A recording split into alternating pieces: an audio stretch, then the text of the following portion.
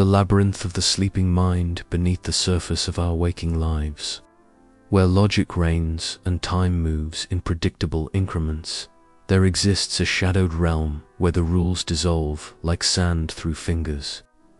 This is the world of dreams, a place where the mind, unchained from daylight's constraints, weaves tapestries of meaning from the fragments of our desires, fears, and forgotten memories.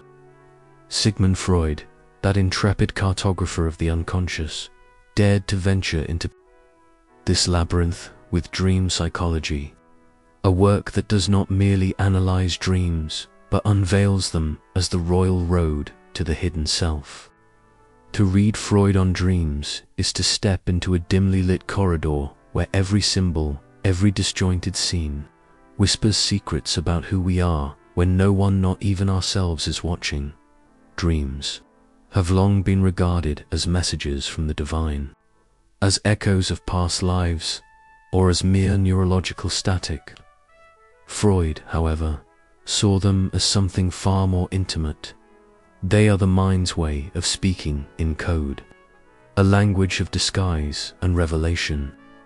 Imagine, if you will, a theater where the actors wear masks, not to conceal, but to reveal deeper truths too volatile, too unsettling, to face directly. The dream, in Freud's vision, is this theater.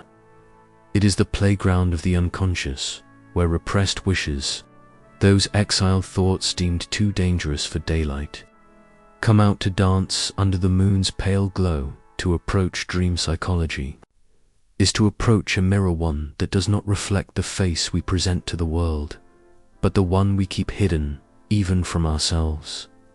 Freud's theories are not cold clinical observations. They are an invitation to an excavation of the soul. He teaches us that dreams are not random, but deliberate. They are puzzles constructed by the unconscious, each piece a fragment of our inner world demanding interpretation. The dream of a missed train is not about trains. The dream of falling is not about gravity. These images are metaphors, Freud insists, shaped by the ceaseless interplay between our deepest yearnings and the censoring forces of the mind. Yet, Freud's exploration is not merely a dissection of symbols, is a journey into the architecture of human desire.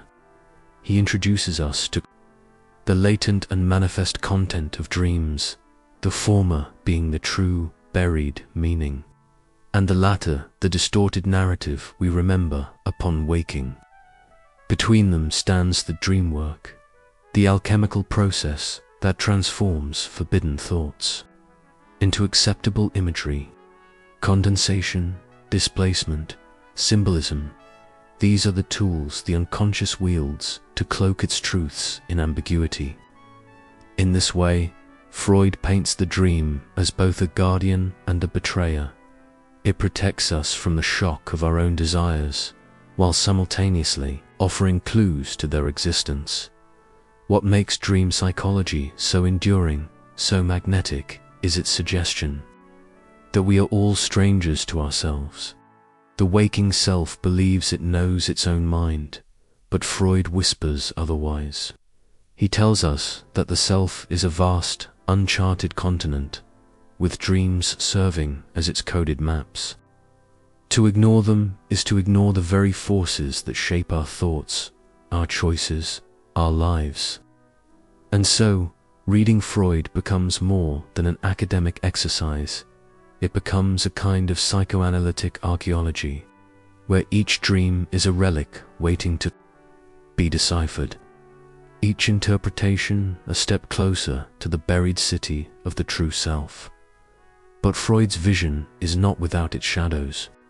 His theories, steeped in the cultural and scientific paradigms of his time, have been debated, challenged, and even dismissed by later thinkers. Yet, even in critique, his influence lingers like the afterimage of a vivid dream, whether one agrees with his conclusions or not.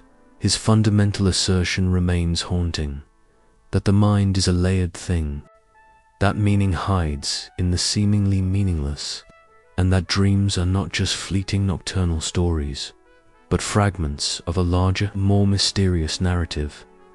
As we stand at the threshold of dream psychology, we are not just readers, we are explorers. Freud hands us a lantern and guides us into the caverns of the unconscious, where every symbol, every slip of the dreaming mind is a thread in the grand tapestry of human psychology.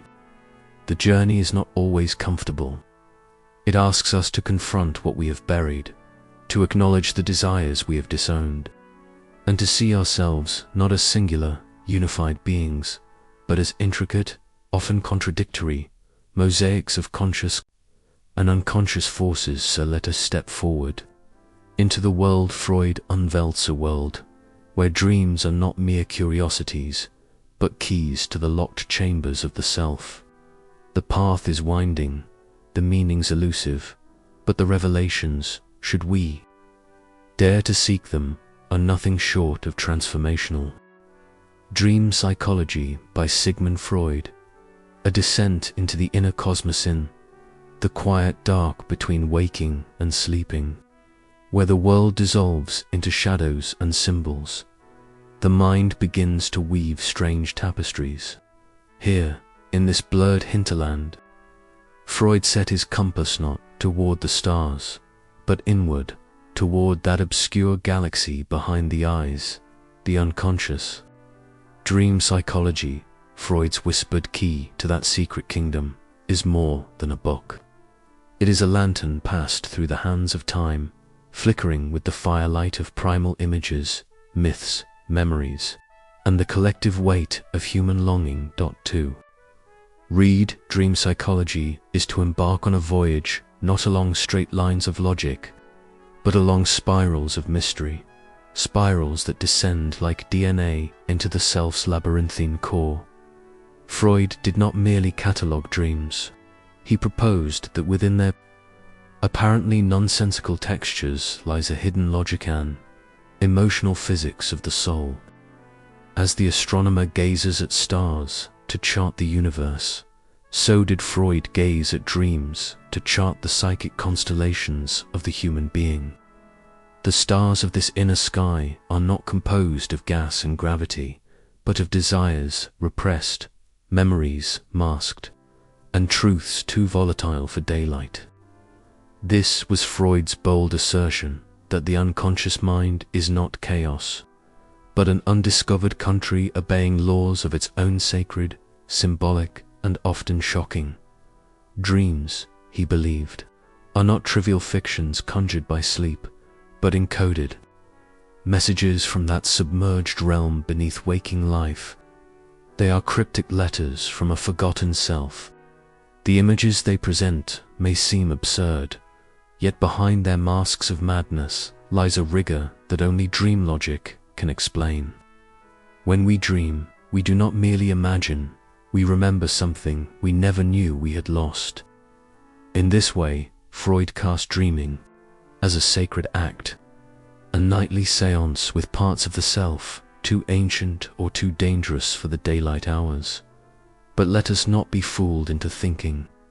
Freud approached dreams with the naive enthusiasm of a mystic. His was a scalpel, not a wand. A man of clinical precision, Freud cut into dreams with the same deftness a surgeon brings to tissue. And yet beneath that scientific mask his work was steeped in poetry. The unconscious was no dull chamber of mere instincts. It was a stormy ocean, a theater of archetypes, a realm where the dead speak in metaphors, and the living wear masks without knowing it. Freud was both scientist and mythologist, and dream psychology sits balanced on the threshold between the measurable and the ineffable. There is something almost Promethean in Freud's ambition. Like the mythical Titan who stole fire from the gods to gift it to man, Freud reached into the sacred abyss of the psyche to bring forth a flame of awareness. But this fire was not without its dangers. To accept Freud's premise is to concede that we are not the sole authors of our thoughts, that within us lie forces vast, contradictory, and beyond the governance of will. The dream, then, becomes a mirror that distorts only to reveal. What appears as nonsense becomes, upon interpretation, a nuanced letter from the depths of the soul. What makes dream psychology so enduring is not simply its novelty, but its eerie resonance. Nearly a century after its publication, its pages still hum with unsettling insight. The Oedipal shadows, the wish fulfillments, the disguises of anxiety, they continue to stir beneath the surface of modern life. Despite the scientific advances that have since mapped regions of the brain and deciphered its chemical dialogues, Freud's dreams remain unquiet.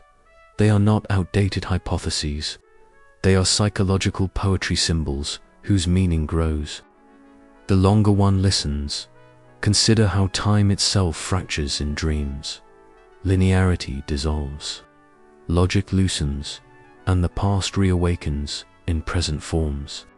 This, Freud observed, was no accident but evidence of a deeper architecture, a language of image and emotion, where meanings hide behind symbols and truths were the cloaks of fantasy. In this world, a staircase might not be a staircase, but a memory of rising ambition or suppressed desire. A locked door may not merely be closed, may be forbidden. Every element is double literal and symbolic, conscious and unconscious. To peer through the lens of dream psychology is to discover that reality itself is stitched together with more thread than we are normally permitted to see. Dreams tear the fabric just slightly, revealing that the smooth surface of consciousness is supported by a scaffolding of drives, resistances, and forgotten pain. We are each the keepers of our own mythologies, Freud implies, and every night our minds reenact private dramas more ancient than we can name. The theater of dreams is old as firelight and just as essential. In its flicker, we glimpse something holy and haunting, the truth that we are more than we appear. Thus, this work, this dream psychology, is not merely a book to be read, but a threshold to be crossed. Like the ancient oracles who spoke in riddles, Freud does not offer clean answers, but lenses through which the world blurs and then reforms in deeper clarity.